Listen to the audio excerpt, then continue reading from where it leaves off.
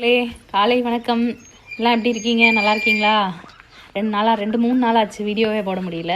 இன்றைக்கி என்னடா அது ஆள் வேக வேகமாக கொள்ளையில் போயிட்டுருக்காங்கன்னு பார்க்குறீங்களா? ஒன்றும் இல்லை, அம்மா தான் போயிட்டுருக்காங்க. என்னென்னா அப்பா வந்துட்டு காலைல கொஞ்சம் சீக்கிரமே வந்துட்டாங்க. கொஞ்சம் உழுகுறது, கொஞ்சம் களை குத்துறது, அந்த மாதிரி வேலையெல்லாம் இருக்குது. கொஞ்சம் போய் நான் வந்து சீக்கிரம் பார்க்குறேன் அப்படின்னு சொல்லிட்டு அப்பாக்கு கொஞ்சம் வெள்ளனுமே வந்துட்டாங்க.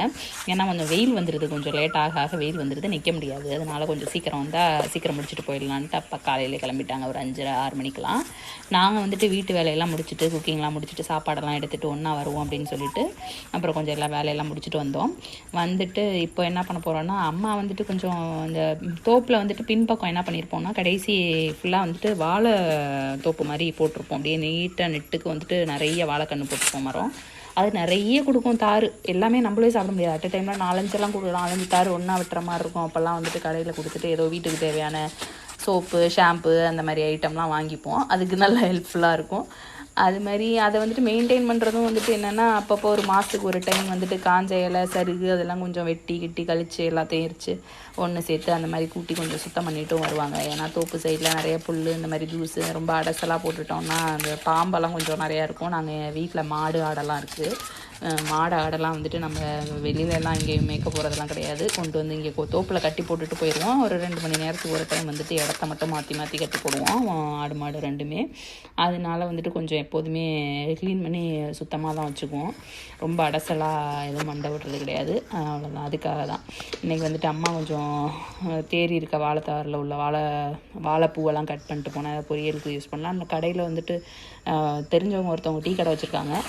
அவங்களுக்கு கூட கொடுப்போம். அப்பப்போ வாழைப்பூ வடையெல்லாம் போடுவாங்க, அதுக்காக கொடுக்குறது, அந்த மாதிரி பண்ணுறது. அந்த வேலையெல்லாம் கொஞ்சம் முடிச்சுட்டு அம்மா அப்போ தான் கொஞ்சம் ரெஃப்ரெஷ் ஆகிட்டுருக்காங்க. சாப்பாடு எடுத்துகிட்டு வந்தோம், அதையும் சாப்பிட்டுட்டு அப்புறம் வந்துட்டு இந்த கொஞ்சம் களை கொத்தி நிறைய ஒரு 3 4 நாளைக்கு முன்னாடி கீரை வேறு, அது பூசணி வேறு, வெள்ளரி, தர்பூசணி, நிறைய வேறு என்னென்னமோ எனக்கு தெரியல, இந்த மாதிரி கொடி வேறையெல்லாம் நிறைய ஊன்னாங்க. அதெல்லாம் கொஞ்சம் முளைச்சி வந்திருக்கு. கீரை அந்த இதெல்லாம் முளைச்சி வந்திருக்கு.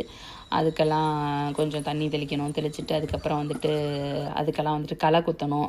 அந்த மாதிரி கொஞ்சம் வேலையெல்லாம் இருக்குதுன்னு சொல்லிட்டு சாப்பிட்டுட்டு ரெஃப்ரெஷ் ஆகிட்டு இப்போ அதுக்கு தண்ணி எடுத்து கொஞ்சம் செடியெல்லாம் எட்டி கன்று வாங்கிட்டு வந்து போட்டிருக்கோம். மாங்கன்று, இந்த அரநெல்லிக்காய், நெல்லிக்காய், அந்த மாதிரி அதுக்கெல்லாம் தண்ணி ஊற்றிட்டுருக்காங்க.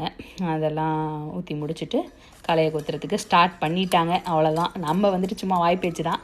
ஹெல்ப் வந்து எதுவும் பண்ணுவோம், எடுபிடி வேலை. பட் ரொம்ப வேலை எதுவும் பண்ணுறது கிடையாது. எடுபிடி வேலை ஏதாவது பண்ணுவோம். அப்பா வந்துட்டு ஒரு பக்கம் வந்துட்டு புது வேறையெல்லாம் போட்டுட்ருக்காங்க, என்னமோ வேற போட்டுட்ருக்காங்க, அதெல்லாம் போட்டுட்ருக்காங்க. அதெல்லாம் முடிச்சுட்டு அப்புறம் வெயிலில் நிற்கவும் முடியல மக்களே, ரொம்ப இதாக இருக்குது. அந்த வேலையெல்லாம் முடிச்சுட்டு கிளம்ப வேண்டியதான். அவ்வளோதான். இப்போ 2 பேருமே சேர்த்து படித்தாங்கன்னா கொஞ்சம் சீக்கிரம் முடிச்சிடலாம் அப்படிங்கிறதுனால ஸ்டார்ட் பண்ணி கிளப்பிச்சிட்ருக்காங்க. இதெல்லாம் வந்துட்டு தோப்பு வாய்க்கால் வந்துட்டு தண்ணி பாய்ச்சறதுக்காக ஃபுல்லாக வரப்பு இழுத்து வச்சுருப்பார். அப்பாவே இழுத்துருவார். தோப்பு ஃபுல்லாகவே வந்துட்டு அப்பா தான் வரப்பு இழுக்கிறதெல்லாம். தண்ணி போட்டு விட்டோம் அப்படின்னா அப்பப்போ மடை மட்டும் மாறி விடுறது தான். ஈஸியாக எல்லா மரத்துக்கும் ஓடிடும். இந்த கஜா புயல் வந்ததுக்கப்புறம் போட்ட சைட்லாம் பார்த்திங்கன்னா இப்போ தான் வளர்ந்து 1 2 இல்லை, மோஸ்ட்லி எல்லா மரத்துலேயும் பாலை விட்டு தேங்காய் வச்சுருக்கு. அதுக்கு முன்னாடியெல்லாம் 40 வருஷம் பழைய மரமும் இருக்குது. எங்கள் அப்பா சின்ன பிள்ளையாக இருக்கும் போது போட்ட மரம்லாம் கூட இன்னும் இருக்குது. ஓகே, ரொம்ப பேசியும் தாகமாயிட்டேன், வெயிலுக்கும் தாகமாயிட்டேன்னு சொல்லிட்டு அப்பா விரையெல்லாம் விரைச்சி முடிச்சுட்டு வந்து இளநியை வெட்டி பிடுங்கி ஒரு இளநீ எல்லாருக்கும் குடிப்போம் அப்படின்னு சொல்லிட்டு வெட்டிகிட்டு இருக்காரு. நல்லா தெம்பாக குடிச்சிட்டு இந்த வெயிலுக்கு அவ்வளோதான். அப்புறம் வீட்டுக்கு கிளம்ப வேண்டியதுதான் மக்களே.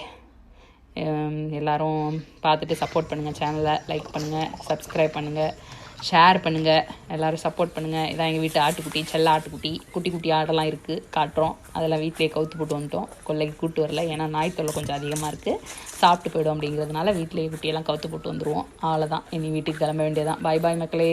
இன்னும் ஒரு வீடியோவில் அடுத்த வாரம் பார்க்கலாம்.